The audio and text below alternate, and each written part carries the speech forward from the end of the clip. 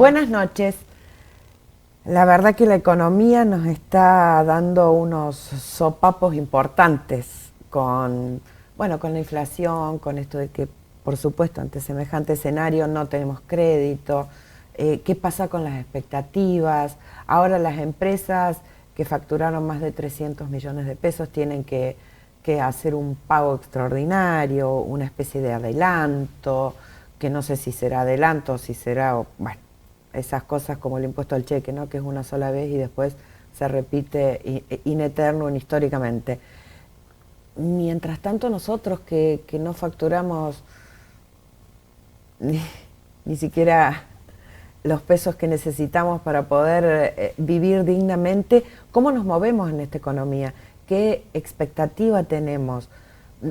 Ahora, ¿qué va a pasar con las tarifas? En el día de hoy hay anuncios, pero le vamos a preguntar a alguien que sabe. Después de los auspicios, Gisela Beritier nos explica de qué se trata todo este paquete de medidas que hay. Tenemos el anuncio del anuncio y el otro anuncio nunca viene, pero mientras tanto ya se va vislumbrando un poco cómo es la economía que nos espera.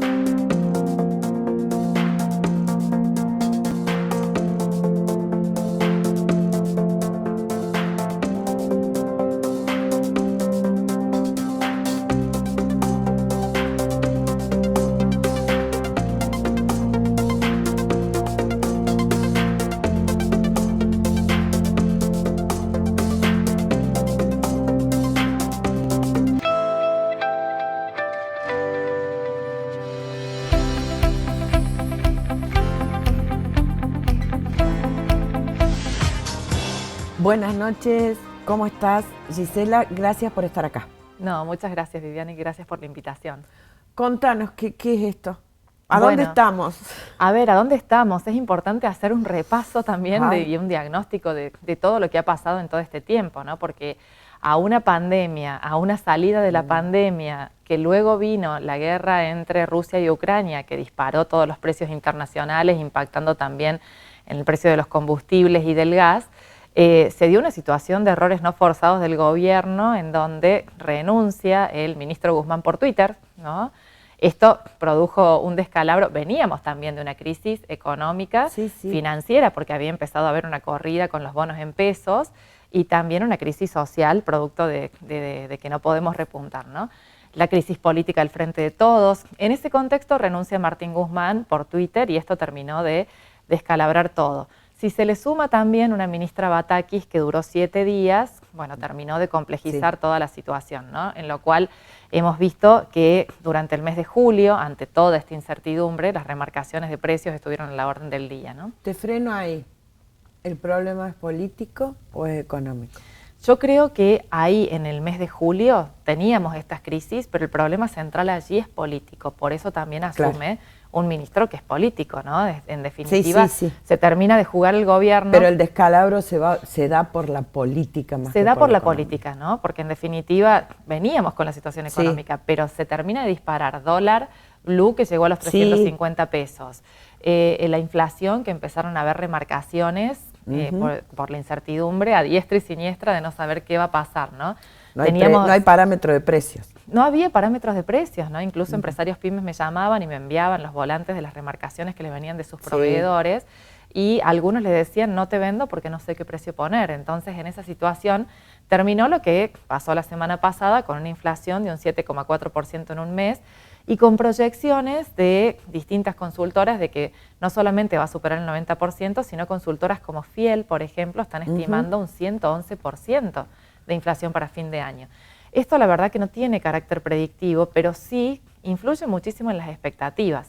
Sí. ¿no? Entonces, ya, si un empresario... Y la economía se mueve por expectativas. Y la economía se mueve por expectativas, ¿no? Porque si un empresario, un agente, un kiosquero que de repente ve que le dicen que la inflación va a ser del 111%, por las dudas remarca la coca o cualquier otra cosa porque no sabe con qué precio lo va a poder reponer.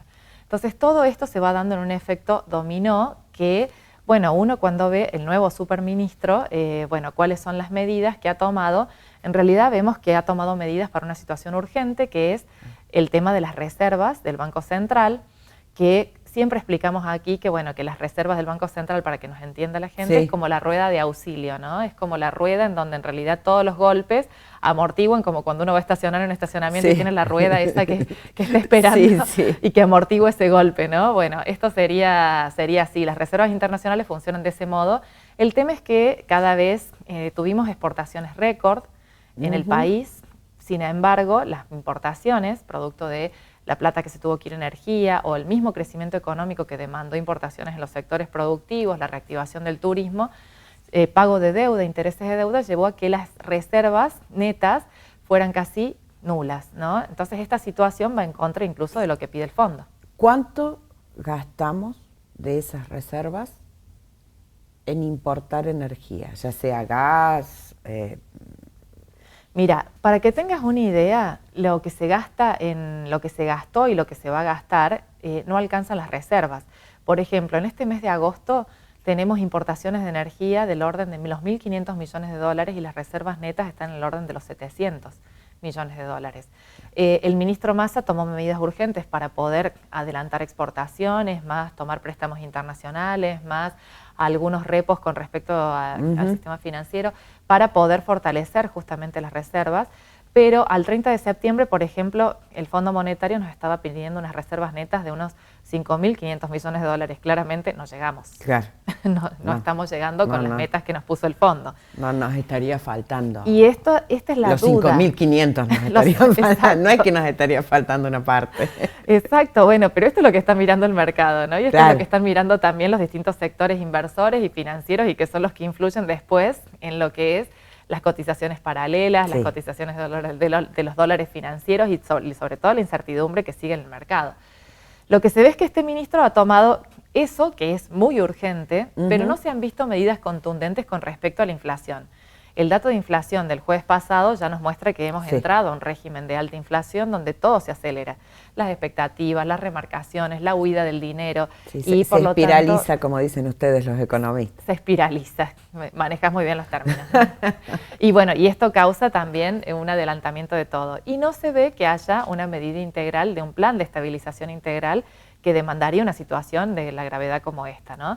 El ministro Massa lo que ha realizado, lo que ha hecho, por ejemplo, es tomar medidas más del tipo ortodoxas, ¿no? Que tienen que ver con la reducción del gasto público, fortalecer, disminuir el déficit fiscal. De hecho, las medidas estas que tenían que ver con lo que vos decías a los inicios del programa, de pedirles a las empresas un mayor esfuerzo, tienen que ver con reforzar justamente o tratar de disminuir el déficit fiscal, ¿no? Pero bueno, también estas empresas lo que piden es también la disminución del gasto y también se ha visto esto, ¿no? Bueno, disminución, veremos el anuncio del anuncio, con qué pasará con las tarifas, veremos también el tema de cómo se reduce, ya ha anunciado que el Tesoro o el Banco Central no va a financiar más el Tesoro, esto va a repercutir en una disminución de la emisión monetaria, es decir que lo que estamos viendo es que va a atacar la inflación por la disminución del gasto público y la disminución de la emisión monetaria.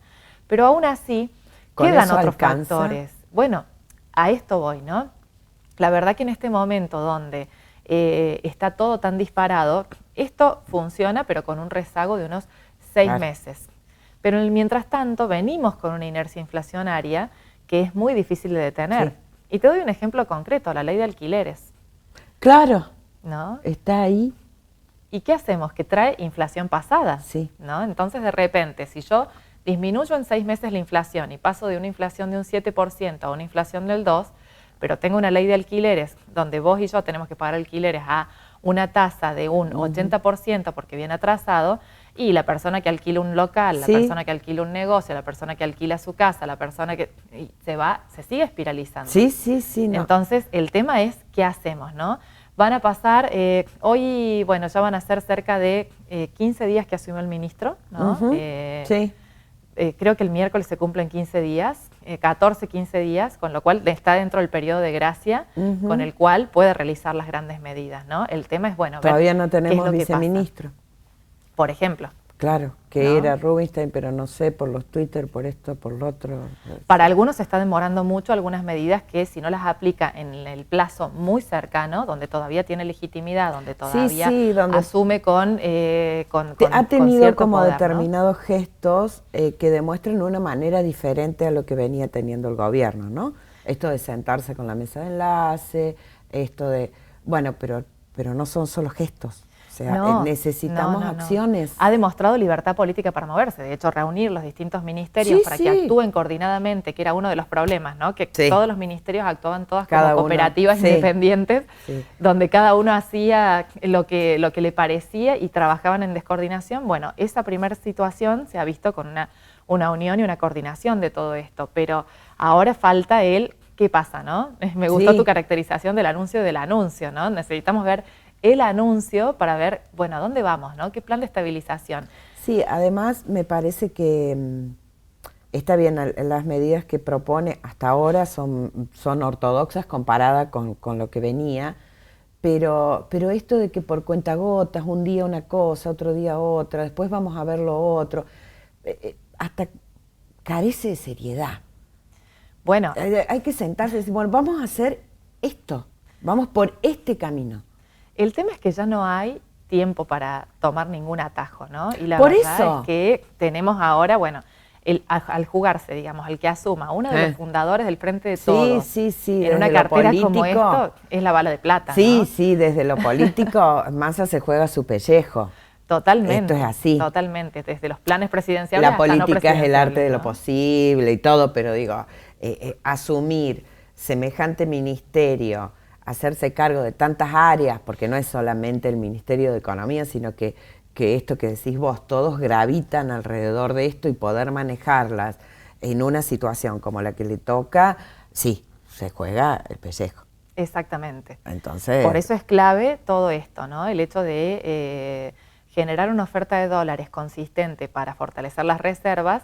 Esto va a impactar en el tipo de cambio, entonces va a disminuir la presión allí. Esto va a favorecer también la presión que hay sobre la inflación. Luego, atacar por el lado de lo que es el gasto público y demás. Lo que sí te puedo decir, Vivi, es que hay una cuestión que es clara y que este gobierno ha decidido que la baja de la inflación y sobre todo el aumento de las reservas del Banco Central venga por el enfriamiento de la economía. Sí. ¿No? Entonces, con respecto al aumento de las reservas, el ahorro de los dólares se va a hacer vía importaciones. Y eso implica que el sector productivo deje de producir ante la dificultad para importar. Y por la vía de la inflación, porque el enfriamiento en la actividad productiva también va a hacer que va a impactar también, ¿no? Todo lo que es la inflación de demanda va a terminar disminuyendo, ¿no? Entonces, el impacto en el consumo, el aumento de la tasa de interés cercana al 70% y una tasa efectiva anual al 100%, Vivi, es la tasa de interés más alta del mundo en este momento. Yo la semana pasada cuando lo escuchaba dije, no, en ningún lugar del mundo esto da resultado. Pero además, ya lo hemos visto también con Macri, ¿no? Que aumentaba la tasa, pero el tema es que cuando las expectativas o no hay credibilidad con respecto a lo que vaya a suceder, uno puede aumentar in eternum. Sí, total, ¿no? Nadie los va a querer. Y nada va a influir sobre eso. Ahora voy sobre eso. Aquel que tiene la posibilidad de tener un resto, ¿en qué ahorra? Qué pregunta. Claro, ¿no? Porque tenemos una situación en la cual tasa de interés, que lo que se busca es una tasa de interés alta, que esté por encima de la tasa de inflación, pero para justamente hacer que las personas vayan al plazo fijo y no se vayan al dólar como está actualmente. Ahora, doña Rosa, ¿no? Que está históricamente acostumbrado a que en este país se devalúe cada 2 por 3, va a decir, no sé qué voy a hacer con la tasa de interés si me devalúa el dólar blue a 3.50 dentro de una semana, ¿no? Entonces, esa sería una primera cuestión que tiene que ver con la estabilidad. En segundo lugar, ¿no? Tasa de interés cercana al 100%. Sí. Pero si hay una consultora que me dice que la tasa de inflación va a ser el 111, sigue estando por debajo de la inflación. Sí. Entonces, esa rentabilidad positiva que se busca es el huevo o la gallina, ¿no? Claro. No se estaría logrando tan bien, ¿no? Entonces, aquí lo que sí está viendo, y esto te puedo decir que es un fenómeno que pasa en situaciones de hiperinflación, tiene que ver con una aceleración de los consumos. Entonces, el que tiene un resto, de repente dice, me meto en un autoahorro o compro un auto porque en definitiva el auto se me va a revalorizar nuevo o usado, se me va a revalorizar más que la inflación, invierto en construcción y compro materiales y eso lo puedo invertir después en una casa o vender los materiales también. Entonces tratan de buscar bienes durables. Y la familia se estoquea haciendo compras en el supermercado para 2 meses. Exacto, bueno, siempre la que tiene resto, digo, el que tiene resto. Doña Rosa. Exacto, en definitiva compra ¿en qué te estoqueaste? azúcar, ¿En aceite, café? Yo sí, en café. Aceite. ¿No? El aceite siempre. Bueno, pero aceite, café, yerba. O sea, y la verdad que yo tengo como muy, muy vívido la hiper del 89. Porque acá en Córdoba tenía 4 hermanos estudiando. Yo vivía en San Francisco con mi mamá y mi papá y otro de mis hermanos que todavía no había venido a Córdoba. Y la verdad que era ir al supermercado, 1 kilo de azúcar por persona o por grupo, y iban de a uno. A la mañana era un precio y a la tarde era otro. Sí. Además, no sé si te acordás que había piecitas para poner lo que uno estoqueaba también. O sea por supuesto.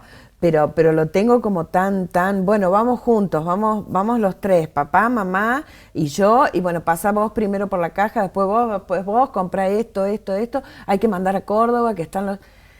Todo un... Claro, y con la situación actual lo que estamos viendo es que, por ejemplo, ¿no? Se dijo cuál era la tasa de inflación y ese mismo día habló el presidente Fernández, entonces estaban todos esperando. Y dijo que él sabía que nos íbamos a recuperar y que tenía razón. Y no solamente eso, sino que además dijo las paritarias están abiertas, o sea, de frenar la inflación ni locos. No. Entonces, no. Digo, en realidad eso fue algo que a mí me alarmó en lo personal, ¿no? Porque dije, ¿cómo? O sea, no es que las paritarias están abiertas porque seguimos corriendo detrás del huevo y la gallina, ¿no? Acá la situación, y por ejemplo, cuando uno repasa la historia económica reciente, ¿no? Plan Austral, ¿no? Que es un plan en donde se atacó desde el punto de vista del sector del gasto público, del sector monetario, pero también desde el sector de los ingresos. Entonces, hubo un congelamiento total de precios, desagio de las tasas de interés, donde en definitiva también se avanzó incluso congelamiento, ¿no? Hubo congelamiento de todo, de salarios, de precios, de tarifas, de gasto público, y en definitiva, en un mes ya la inflación bajó de golpe y los poderes adquisitivos aumentaron automáticamente. Claro. Y ahí se reactivó, o sea, fue un ejemplo de inflación que duró 3 años, de desinflación que duró 3 años, pero que no impactó en el crecimiento económico, ¿no? A diferencia de otros planes que cuando uno busca bajar la inflación, impacta en el crecimiento económico. Con respecto a esto que decís del crecimiento económico y de las expectativas, ¿está complicado que alguien venga a invertir? La verdad es que con esta inflación... Ni con vaca muerta, digo. Lo que pasa es que con esta inflación es muy difícil, ¿no? Realmente a río revuelto ganancia de pescadores, ¿no? Entonces, la verdad es que en economía siempre decimos que la inflación implica una redistribución de los ingresos, ¿no? Y la desinflación implica una redistribución también productiva de ver cómo se maneja todo el tema de la escasez, ¿no? Y la verdad que en la inflación hay personas que ganan y ganan mucho. Y otras personas que pierden y pierden mucho también. Sí, ¿no? Lo que pasa es que también pierde mucho la matriz productiva. Se pierde referencia, ¿no? Se pierde referencia de todo, los precios relativos pierden. Hay sectores, por ejemplo, hay sectores productivos que ganan muchísimo dinero en estas remarcaciones. El sector financiero es uno de los grandes perdedores, ¿no? En el sentido de que si la tasa de interés no le funciona, pero a su vez también el asalariado o el empresario pyme que se financia con su tarjeta de crédito y un préstamo al consumo hoy es imposible. Imposible. Entonces, ¿cómo hace para financiarse también? 156%, creo. Sí, y bueno, por ejemplo, las deudas en pesos.